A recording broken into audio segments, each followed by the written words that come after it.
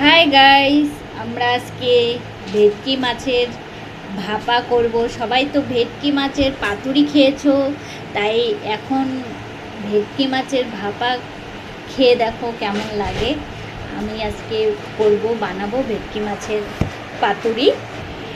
ভেটকি মাছের পাতুরি করার জন্য কি কি লাগবে, আমরা এখানে পোস্ত এবং সর্ষা আর কাঁচামরিচ একসাথে পেস্ট করে নিয়েছি। এখন এটা এর মধ্যে ঢেলে দিব।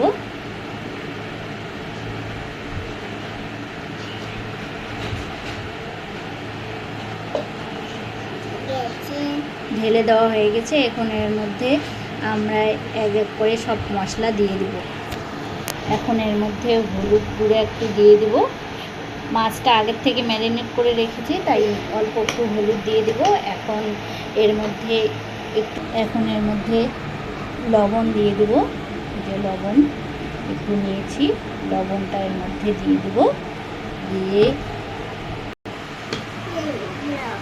তারপর এর মধ্যে যে সরিষার তেল দিয়ে দেব, খাঁটি সরিষার তেল দিয়ে দেব হালকা একটু।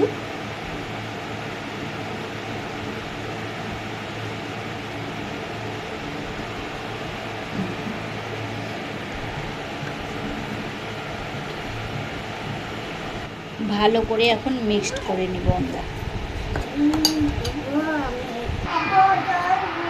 এখন এটা আমরা ভালো করে মিক্সড করে নিব।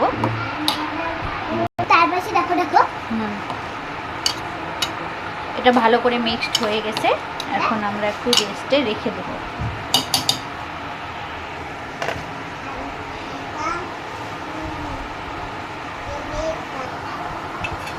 এখন এটা লাগাবো। এবার পানি দিয়েছি, পানিটা গরম হয়ে গেছে। এখন আমি বাটিটা এর মধ্যে বসিয়ে দিয়েছি। এবার ঢাকনা দিয়ে 20 মিনিট রেখে দিব। ঢাকনা দিয়ে লো ফ্লেমে 20 মিনিট রেখে দেব।